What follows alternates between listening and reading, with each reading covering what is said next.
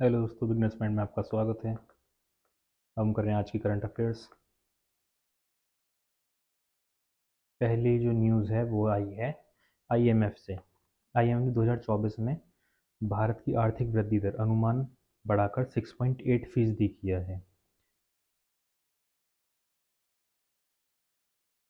अर्थव्यवस्था के मोर्चे पर अच्छी खबर है। मूडीज के बाद अंतर्राष्ट्रीय मुद्रा कोष आईएमएफ ने वर्ष 2024 में भारत की आर्थिक वृद्धि दर के अनुमान को 6.5% के से बढ़ाकर 6.8% कर दिया है।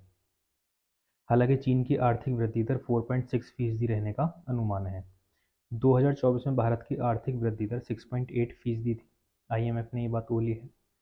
अंतर्राष्ट्रीय कितनी रहेगी वृद्धि दर? 6.8% रहेगी। अंतर्राष्ट्रीय मुद्रा कोष ने मंगलवार को जारी विश्व आर्थिक परिदृश्य के नवीनतम संस्करण में कहा कि भारत की आर्थिक वृद्धि दर वर्ष 2024 में 6.8% और वर्ष 2025 में 6.5% रहने का अनुमान है। आईएमएफ का अनुमान जनवरी की रिपोर्ट में 2024 के लिए भारत की सकल घरेलू उत्पाद जीडीपी वृद्धि 6.5% रहने का अनुमान से बेहतर है। लोकसभा चुनाव के मद्देनजर नेपाल और भारत सीमा 3 दिन तक रहेगी सील। लोकसभा चुनाव के पहले चरण के मतदान को लेकर नेपाल और भारत सीमा को 3 दिनों तक सील किया जाएगा। पहले चरण में उत्तराखंड, पश्चिम बंगाल, बिहार से जुड़ी सीमा को सील किया जा रहा है। नेपाल और भारत के सीमावर्ती इलाकों के पुलिस प्रशासन के अधिकारियों की संयुक्त बैठक में सीमा को सील करने और इस दौरान अत्यावश्यक गाड़ियों जैसे एम्बुलेंस और दमकल वाहनों को आवाजाही के लिए अनुमति देने के लिए चर्चा हुई है। भारत में 19 अप्रैल को पहले चरण के मतदान को लेकर सीमावर्ती इलाकों को हाई अलर्ट पर रखा गया है। उत्तराखंड और पश्चिम बंगाल में लगी सीमा मंगलवार शाम से हो जाएगी सील। श्रीलंका के पूर्वज सूर्य करेंगे रामनवमी पर उनका सूर्य तिलक, ये बात बोली है चंपत राय ने। प्रभु श्री राम के टाट से ठाठ तक का सफर इस साल 22 जनवरी 2024 को पूर्ण हुआ था। इसके बाद से ही अयोध्या जी की पावन भूमि पर प्रतिदिन श्रद्धालुओं की लाखों की भीड़ उमड़ना शुरू हो गया है। इसी के साथ 500 वर्ष के लंबे संघर्ष के बाद अब पहली बार रामलला के भव्य मंदिर में रामनवमी पर्व भव्य रूप से मनाई जाने वाली है। इस रामनवमी क्या है खास? रामनवमी की तमाम तैयारियां लगभग पूरी हो गई हैं और इसके बारे में इसके ब, इस बार सबसे अहम रामनवमी होने के शुभ अवसर पर एक शुभ प्रयोग किया जा रहा है। इस बार अयोध्या में रामलला की मूर्ति पर सूर्य तिलक होगा, जिसके लिए तमाम तैयारियां लगभग पूरी हो चुकी हैं। नवमी से एक दिन पूर्व मंगलवार 16 अप्रैल 2024 को दोपहर 12 बजे इसका सफल परीक्षण किया गया। इस सूर्य तिलक में अयोध्या में राम मंदिर के गर्भगृह में रामलला के माथे पर सूर्य के प्रकाश का प्रक्षेपण शामिल है। इस कार्यक्रम 17 अप्रैल को रामनवमी के अवसर पर होने वाला है। सूर्य तिलक दोपहर 12:16 बजे शुरू होकर 12:21 बजे यानी पूरे 5 मिनट तक चलेगा। अब आ जाते हैं हम अगली खबर पर। फोर्थ है मेरे ख्याल में। यूपीएससी सिविल सेवा परीक्षा 2024 का फाइनल रिजल्ट घोषित हो गया है। आदित्य श्रीवास्तव ने किया है टॉप और ये उसी के बारे में है। आदित्य श्रीवास्तव ने टॉप करा है। इस साइट पर जाके आप देख सकते हैं। अनिमेश प्रधान दूसरे स्थान पर, डोंडरू अनन्या रेड्डी तीसरे स्थान पर, पी के सिद्धार्थ राम कुमार चौथे और रूहानी 5वें स्थान पर हैं। केंद्र सरकार ने श्रीलंका और यूएई 10-10 हज़ार मैट्रिक टन प्याज निर्यात को मंजूरी दे दी है। देश के अंदर प्याज के दाम पर कंट्रोल रखने के लिए केंद्र सरकार ने प्याज निर्यात पर प्रतिबंध लगाया है।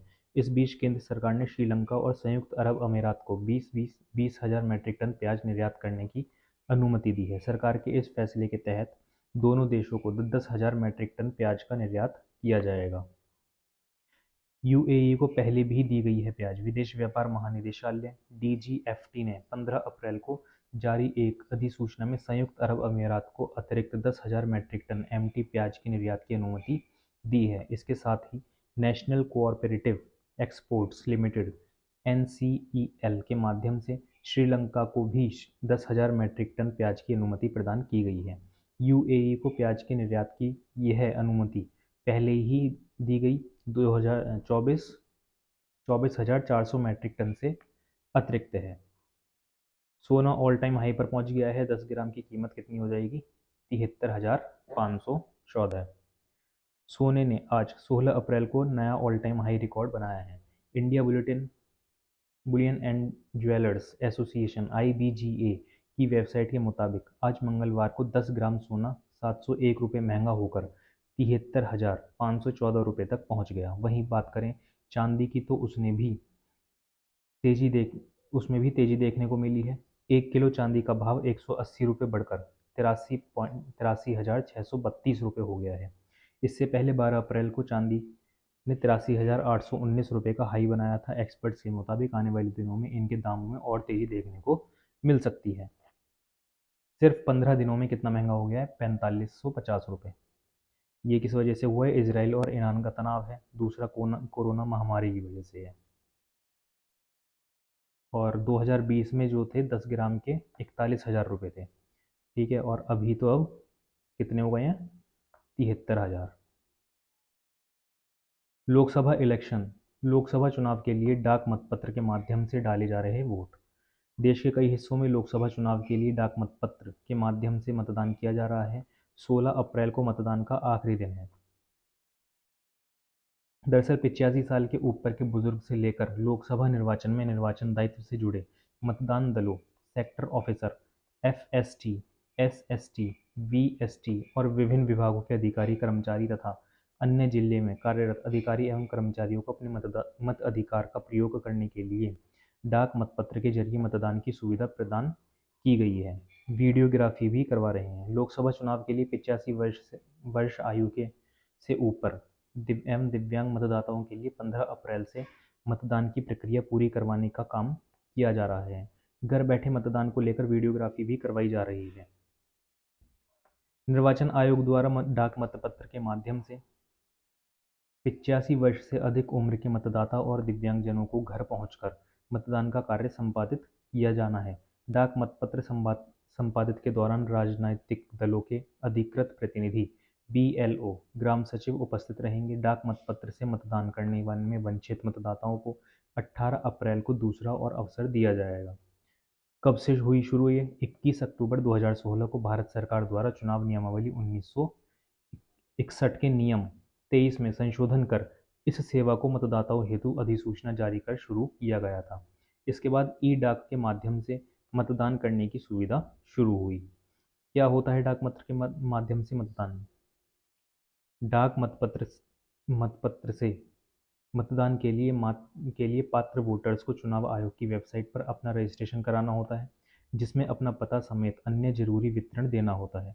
इसके आधार पर चुनाव आयोग की ओर से पात्र वोटर्स को कागज पर प्रिंट एक खास मतपत्र भेजा जाता है, जिसे पोस्टल बैलेट कहते हैं। इस मतपत्र पर नागरिक अपनी पसंदीदा पार्टी के चुनाव चिन्ह पर स्टैंप लगाकर अपना वोट डालता है। इसके बाद चुनाव कर्मियों द्वारा मतपत्र को एक सीलबंद बॉक्स में डाल दिया जाता है, जिसे बैलेट बॉक्स कहते हैं। खास बात यह है कि यह बैलेट बॉक्स स्थानीय जिले के स्ट्रांग रूम में रखा जाता है और मतदान वाले दिन खुलता है। मतगणना के दौरान सबसे पहले पोस्टल बैलेट से पड़े वोटों की गिनती शुरू होती है। इसके बाद EVM में दर्ज मतों की गिनती शुरू होती है। NHAI द्वारा आयोजित कार्यशाला में वन और पर्यावरण में से जुड़ी मंजूरी के विभिन्न पहलुओं पर हुआ विचार विमर्श।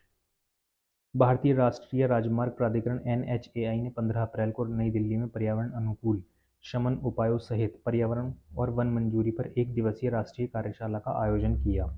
कार्यशाला का उद्देश्य पर्यावरण अनुकूल प्रथाओं का प्रयोग करके देश के राष्ट्रीय राजमार्ग के बुनियादी ढांचे के विस्तार के लिए एक ठोस आधार तैयार करना था। इसमें देश भर में पर्यावरण अनुकूल राजमार्ग बुनियादी ढांचे के निर्माण के लिए परियोजना मंजूरी और शमन रणनीतियों से संबंधित मुद्दों पर विचार विमर्श किया गया। कार्यशाला में NHAI, पर्यावरण, वन और जलवायु परिवर्तन मंत्रालय और सड़क परिवहन और राजमार्ग मंत्रालय के कई अधिकारी और स्टेक होल्डर शामिल हुए हैं। दरअसल पर्यावरण स्थिरता, आर्थिक विकास को बढ़ावा देने और राष्ट्रीय राजमार्ग नेटवर्क के विस्तार पर मजबूत ध्यान देने के साथ NHAI एक हरित, अधिक लचीला और समावेशी भविष्य का मार्ग प्रशस्त कर रहा है। और इसी के साथ करंट अफेयर्स आज की हो जाती है समाप्त।